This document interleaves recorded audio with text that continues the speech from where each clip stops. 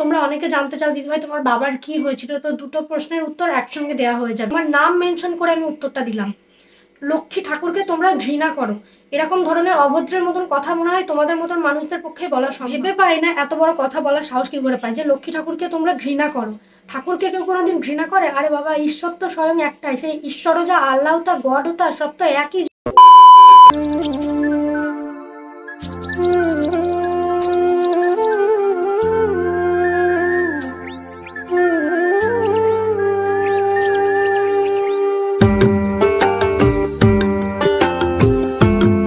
এবার নিয়ে আসি শিল্পী বুনুর কথা। তো যাই হোক, আমার কিন্তু ওর সাথে আগে কোনোদিনও পরিচয় হয়নি, ইউটিউব থেকে ওকে আমি চিনি জানি, ঠিক আছে। আমার কাছে ভীষণ ভালো লেগেছে, আমার ওর ভিডিও দেখতে ভীষণ ভালো লাগে। তোমরাও দেখো ওর ভিডিও, কারণ ওকে সবাই চেনো। ওর এখন 1 লাখ সাবস্ক্রাইবার হয়ে গেছে, অনেকেই চেনো, অনেকের কাছে ভিডিও যায়, ওর অনেক অনেক ভিউজও আসে, তো সকলের কাছে প্রায় মোটামুটি ওর ভিডিও যায়। তো আমার ভীষণ ওকে ভালো লাগে, আর মিষ্টি লাগে, সুইট লাগে, আর ডিম্পল গার্ল, ডিম্পল আছে, আরো তাই জন্য ভালো লাগে। তো বুনু, কংগ্রাচুলেশন, তোমার 1 লাখ সাবস্ক্রাইবার হয়ে গেছে। আরো আরো এগিয়ে যাও, মানে আমার তো তোমার থেকে একটু বেশি সাবস্ক্রাইবার আছে, আমি চাই তুমি আমার থেকেও আরো আগে বেরিয়ে যাও, আগে চলে যাও, ঠিক আছে। ভিডিও স্টার্টিংয়ে যে পার্টটুকু তোমরা দেখলে, এই দিদিভাইকে চেনো না আমার মনে হয় খুব কমজনই আছো। সুস্মিতা ওয়ার্ল্ডের সুস্মিতা দি। তো আমার 100K কমপ্লিট হওয়ার জন্য দিদিভাই আমাকে কংগ্রেচুলেশন জানিয়েছে। থ্যাংক ইউ দিদিভাই তোমাকে। আর শুধু দিদিভাই না, আরও অনেকে আমাকে ইনস্টাগ্রাম, মেসেঞ্জার, হোয়াটসঅ্যাপ, তারপরে ইউটিউব, সব জায়গাতে তোমরা আমাকে কংগ্রেচুলেশন জানিয়েছো, তার জন্য তোমাদের সবাইকে অসংখ্য অসংখ্য ধন্যবাদ। তো দিদিভাইকে নিয়ে তো অলরেডি আমার একটা ভিডিও বানানোই রয়েছে। দিদিভাই সম্পর্কে আমি কি ভাবি না ভাবি সবটাই তোমরা জানো। ভীষণ মোটিভেটেড হয়ে দিদিভাই এত কিছু সামলে যখন ভিডিও বানাই। তো থ্যাংক ইউ দিদিভাই আমাকে নিয়ে ভিডিওটা বানানোর জন্য, আমাকে উইশ করার জন্য, থ্যাংক ইউ সো মাচ।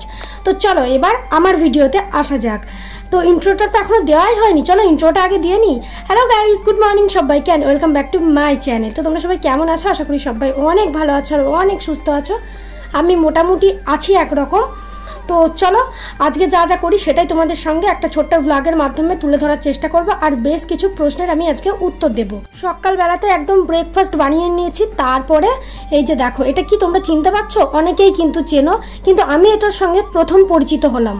এটা হচ্ছে কচুর লতি। নাম তো শুনেছি এর আগে বহুবার, কিন্তু চোখের সামনে এই প্রথমবার দেখলাম, তাও এই দিদিটার দৌলতে। মানে ও আগের দিন বাজার থেকে কিনে নিয়ে এসছে, এটা নাকি 10 টাকা আটি নিয়েছে। তো ও আমাকে আগের দিনই বলেছিল এবার যেদিন নিয়ে আসবো তোকে রান্না করে খাওয়াবো, দেখবি খেয়ে কেমন। আর কচু টচু এগুলো থেকে তো আমি দূরেই থাকি, মুখটুক চুলকাই বলে, কিন্তু এই জিনিসটার সঙ্গে আমি প্রথম পরিচিত হলাম সিরিয়াসলি। কিন্তু নাম বহুবার শুনেছি, কচুর পাতা খেয়েছি, কিন্তু এই জিনিসটা কখনো খাওয়া হয়নি। তো আজকে প্রথম টেস্ট করে দেখবো কেমন কি হয় না হয়। তো এখন দেখতে পাচ্ছ এই কচুর লতির এইগুলোকে ছাড়িয়ে নিতে হয়, কি বলে আমি জানি না। তো অনেকক্ষণ টাইম লাগছিল, ও আর আমি মিলে ছাড়াচ্ছিলাম। তারপরে মাথায় একটা আইডিয়া আসলো, চামচের পিছন দিক দিয়ে এটাকে আমরা ভালো করে ছুলে নিয়েছি, খুব তাড়াতাড়ি হয়ে গেছে। এই যে দেখো, কথাতেই রয়েছে চোর পালালে বুদ্ধি বাড়ে, ঠিক সেই রকম। অনেকক্ষণ থেকে কষ্টে সৃষ্টে ছাড়ানোর পর অনেক টাইম লাগছিল, তখন আমার মাথায় আইডিয়া আসলো নখ দিয়ে যখন ছাড়াচ্ছি তখন কেন না চামচের পিছন দিয়ে একবার ছাড়িয়ে দেখি, কিংবা ছুরি টুরি দিয়ে। তো দেখলাম হ্যাঁ, চামচের পিছন দিয়ে ছাড়াতে গিয়ে ভীষণ ইজিলি হয়ে যাচ্ছিল। তো যাই হোক, ওইদিকে সব কিছু হয়ে গেছে। তারপর আজকে মা বললো চিকেন নেবে, চিকেন বিক্রি করতে এসেছে, বাড়ির সামনেই আসে, তোমরা জানো চিকেন মাছ সব কিছু কিন্তু আমাদের এই গলির রাস্তায় ঢোকে। তো আমি এখানে 400 গ্রাম মতন চিকেন নিয়ে নিলাম, এখন পয়সাটা দিয়ে দিলাম। এবার চলো টুকটুক করে বাড়ি যাই, একদম বাড়ির সামনে থেকেই নিলাম। আর আমি জানি মাকে গিয়ে দেবো, কিন্তু মা সে ঘুরিয়ে আমাকেই দেবে, বলবে চিকেনটা বেছে দে। চলো এই যে দেখো, রান্নাঘরের সামনে আসলাম, কথাটা তো আর আমি দিইনি। মা আমাকে বললো আগে ধুয়ে দিয়ে যেখানে যাবি যা। তো এই যে চলো এখন চিকেনটাকে ঝটপট করে আমি ধুয়ে নেব। আর তোমরা 2-1 জন জানতে চাইছিলে দিদিভাই তুমি শ্বশুরবাড়ি কবে যাবে বলো, তুমি যখন আসবে তখন দেখা করতে যাব। আমি যাব খুব তাড়াতাড়ি, কয়েকদিনের মধ্যেই। আমি দুটো কারণের জন্য অপেক্ষা করে গেছি, কারণগুলো তোমাদের অজানা না। আমার প্র্যাকটিক্যামটার জন্য, মানে ইন্টারনাল এক্সামের জন্য। তো আমার কিছু কাজবাজ রয়েছে হাতে, সেইগুলো ভাবছি পুরো একদম ঠিকঠাকভাবে সেরে, মানে ফটো টটোগুলো লাগিয়ে বাইন্ডিং করতে দিয়ে আমি 2-4 দিনের জন্য চলে যাব ওই বাড়ি থেকে, ঘুরে আসবো। ওখানে নাকি ঝুলন অনুষ্ঠান হচ্ছে, মানে হয় আর কি, আমি জানি না কেমন কি প্রোগ্রাম হয় না হয়। তো কালকে বাবা ফোন করেছিল, বললো যে আসবে। আমি বললাম ঠিক আছে, আমি দেখছি 2-4 দিনের জন্য যেতে পারি, কিন্তু সেকেন্ড যে কারণটা সেটা আবার হয়ে উঠছে না, ওই যে প্লে বাটনের জন্য অ্যাপ্লাই করব, তো সেটার এখনও কোনো মেল আসেনি, আসলে তারপরেই যাব, কারণ ওটা আসতে তো বেশ কিছুদিন টাইম লাগবে। তো আমি ইচ্ছা আছে যতদিন না এক্সামের ডেট দিচ্ছে, হয়তো 2-4 দিন থাকা হবে, 2-4 দিনের জন্য ঘুরে আসবো, তারপরে এক্সাম দিয়ে একবারে আবার যাব। তো আমি যখন যাব তোমরা নিশ্চয়ই দেখতে পাবে, তখন তোমরা চাইলে আসতে পারো। অনেকে জানতে চাইছিলে, আমাকে মেসেঞ্জারেও অনেকে জিজ্ঞাসা করছিলে, তো সবাইকে একবারে জানিয়ে দিলাম যে আমি যাব খুব তাড়াতাড়ি, আর যখন যাব তখন তো তোমরা দেখতেই পাবে। তো এইদিকে দেখো মাংসটা ধোয়ার পরে আমি সমস্ত কিছু এদিকে ছাড়িয়ে নিচ্ছি, মশলাপাতি, আলুগুলোকে কেটে নিয়েছি, রসুন ছাড়ানো হয়ে গেছে, এখনও একটু ছাড়াতে হবে। তো চলো ঝটপট করে এখন কাজগুলোকে সেরে নিই। আর মা ওইদিকে ভাত বসিয়ে দিয়েছে, তো মা আমাকে বললো ঠিক আছে তুই মশলাটা আমাকে ছাড়িয়ে দিয়ে যা, তাহলে একটু তাড়াতাড়ি হয়ে যাবে। আর এই পেঁয়াজটা কাটতে গিয়ে আমাকে এত পরিমাণে কান্নাকাটি করতে হয়েছে, এই যে দেখো। আর থাম্বনেল দেখে তোমরা ভাবলে হয়তো সত্যি দাদাভাইয়ের সঙ্গে ঝগড়া হয়েছে, যার সঙ্গে ঠিক করে কথাই হয় না তার সঙ্গে ঝগড়া কী করে হবে। এখন আমরা এটাই ভাবি যে অন্য সময় তো টুকটুক করে ঝগড়া লেগে যায়, কিন্তু এখন তার কথা হয় না, যেটুকু টাইম কথা হয় তো নিজেদের মধ্যে কথা হয়, তো এখন তার ঝগড়াই হয়ে ওঠে না, সেটাই ভাবছিলাম। আর এই যে দেখো একটা পেঁয়াজ কাটতে গিয়ে আমার অবস্থা কেঁদে কেঁদে চোখ নাক সব ফুলে লাল হয়ে গেছে। আর কান্না করলে আমার না আবার নাকটা লাল হয়ে যায়, তোমরা দেখেই বুঝতে পারছো কী হারে আমার চোখ দিয়ে জল বেরোচ্ছিল, আমি তো তাকাতেই পারছিলাম না, এত পরিমাণে ঝাঁজ ছিল। এখনও দেখো একটাও ছাড়িয়ে উঠতে পারিনি ঠিকঠাক করে, না সরি একটা কেটেছি, এখনও 2টো রয়েছে। তো এত পরিমাণে আমার চোখে জল আসছিল, ছোট্ট ছোট্ট পেঁয়াজ কিন্তু তার ঝাঁজ কিন্তু প্রচণ্ড। তো তারপরে চলো এখন ঝটপট করে হাতের কাজগুলোকে সেরে নিই, তারপর আবার তোমাদের সঙ্গে কথা হচ্ছে।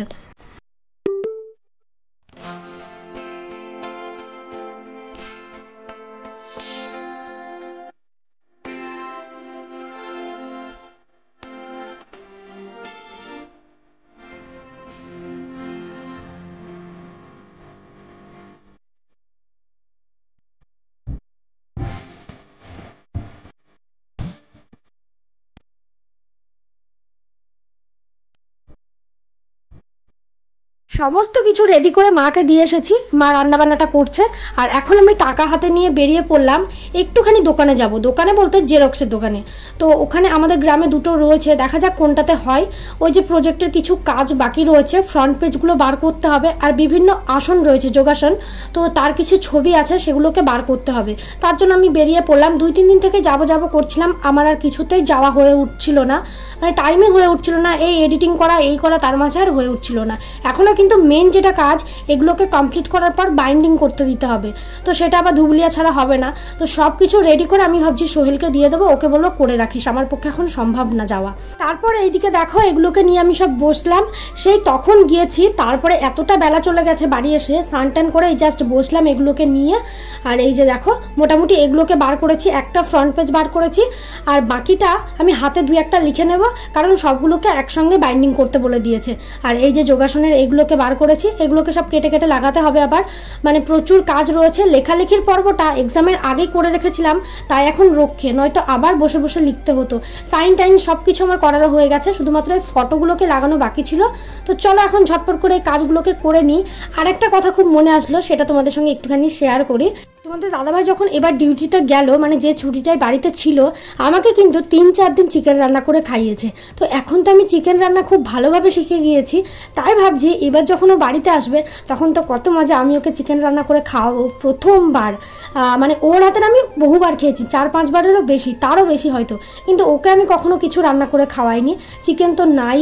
তো ভাবছি এবার তো আমি ওকে চিকেন রান্না করে খাওয়াবোই, খুব ভালো লাগছে, নিজে যখন কিছু শিখি না ভীষণ ভালো লাগে। তো এদিকে দেখো বকবক করতে করতে আমার মোটামুটি একটু একটু কাজ আগিয়েও গিয়েছে, বেশ কয়েকটা ফটো কেটে নিয়েছি, এবার এগুলোকে ঝটপট করে লাগাতে হবে। আর এই প্র্যাকটিকামগুলোকে এমনভাবে রাখা আছে, একটু যদি গড়বড় হয়ে যায় আবার আমাকে সব কিছু খুঁজে খুঁজে সেট করতে হবে, তার জন্য খুব সাবধানে ফ্যান ট্যান অফ করে দিয়ে কাজ করছি, নয়তো সব আবার উড়ে পালাবে। এদিকে দেখো ফটোগুলোতে একটু একটু আঠা লাগিয়ে নিচ্ছি, এবার এই যে ফাঁকা জায়গাগুলোতে বসিয়ে দেবো। এই ফাঁকা জায়গাগুলো অনেকটা বড় বড়ই রেখেছিলাম ভাগ্যিস, নয়তো খুবই প্রবলেম হতো।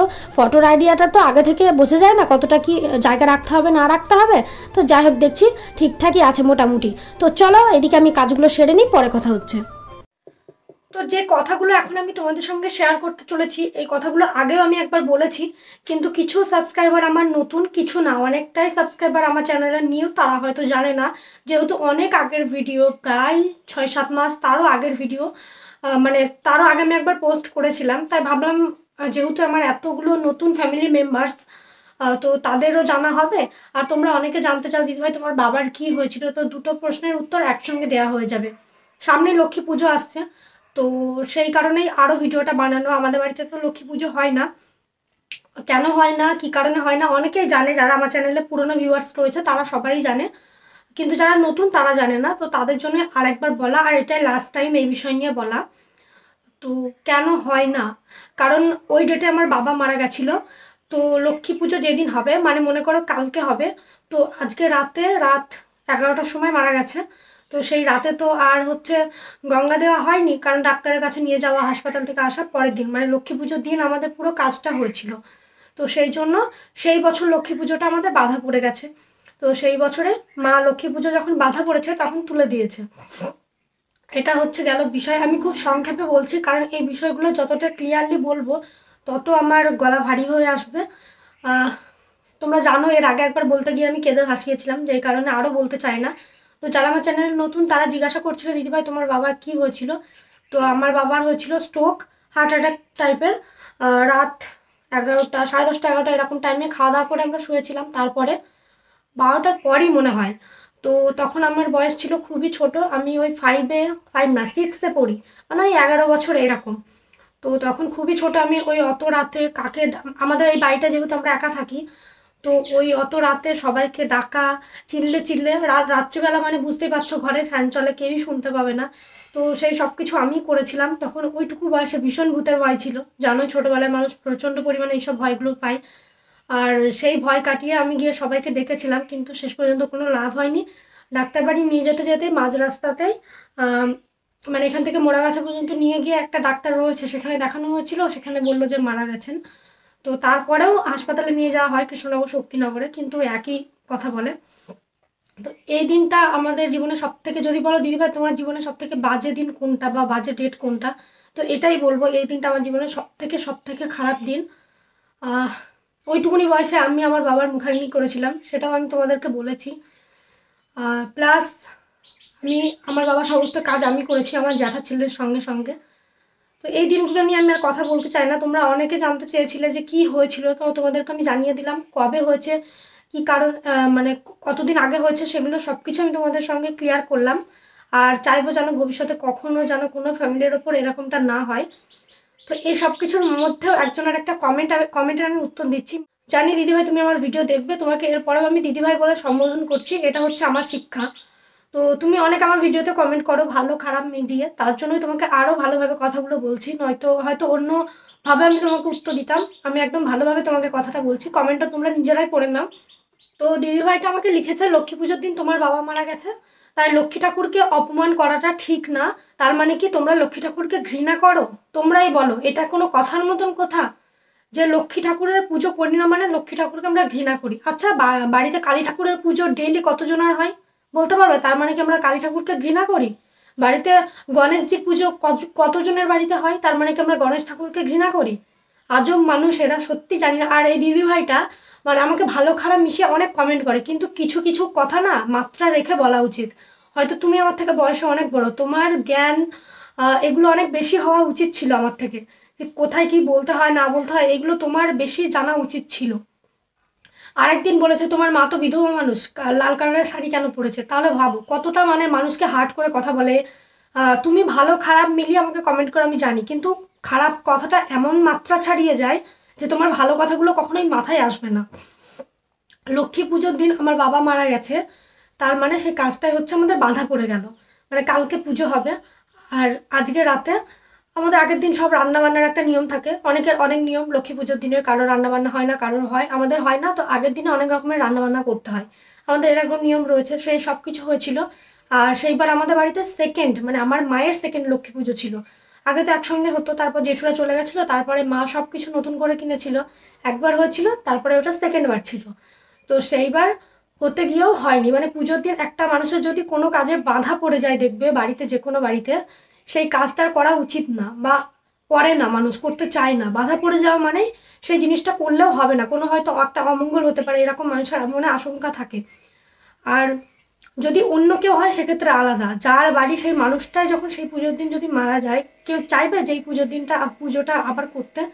তার মানে কোনোদিনও যে লক্ষ্মী ঠাকুরকে অপমান করা এটা না। ওই পুজোতে আমাদের বাধা পড়ে গেছে বলে আমার মা লক্ষ্মী ঠাকুরের যা যা কিনেছিল সব কিছু রেখে দিয়েছে, আর পুজোটা করে না। কারণ ওই পুজোর দিনে মানুষ নিজেকে সামলাবে, ওই পুজোর ডেটটা আসলেই তো আরও বেশি করে আমার বাবার কথা মনে পড়বে, কারণ ওই ডেটে আমার বাবার মৃত্যু হয়েছিল। তো সেই ডেটে কাজ দেওয়া, কাজ বলতে একটু হরিনাম দেওয়া, এগুলো করতে হয় আমাদেরকে। তো সেগুলো করা হবে নাকি তুমি বলো লক্ষ্মী পুজো করা হবে? তোমার নিজের ফ্যামিলিতে হলে তুমি পারবে? বেশি মানে মানুষকে উপর তোলার কথা বলা না ঠিক না। তুমি যথেষ্ট আমার থেকে বয়সও বড়, তোমার প্রোফাইল দেখে বোঝা যায় ভালো মন্দ শিক্ষাটা আমার থেকে তোমার ফ্যামিলি তোমাকে হয়তো অনেকটা বেশি দিয়েছে। তো কাকে কি কথা বলা উচিত না উচিত এগুলো না ভেবেচিন্তে কথা বলা উচিত না। কাকে কোন কথাটা বললে কোথায় গিয়ে লাগবে মানে ভেবে পাই না এত বড় কথা বলার সাহস কি করে পায় যে লক্ষ্মী ঠাকুরকে তোমরা ঘৃণা করো। ঠাকুরকে কেউ কোনোদিন ঘৃণা করে? আরে বাবা, ঈশ্বর তো স্বয়ং একটাই, সেই ঈশ্বরও যা আল্লাহ তা গডও তা সব তো একই জন। ঠাকুরের তো ওটা বিভিন্ন রূপ, এটাই হচ্ছে কথা। কখনো সে দুর্গা নামে, কখনো সে লক্ষ্মী নামে, কখনো সে কালী নামে, কখনো সে সরস্বতী নামে। ঠাকুর তো একটাই না? মন থেকে যখন আমরা ডাকি তখন তো আমরা ঠাকুর বলেই বলি, ঠাকুর প্লিজ আমাকে এই জিনিসটা দিও।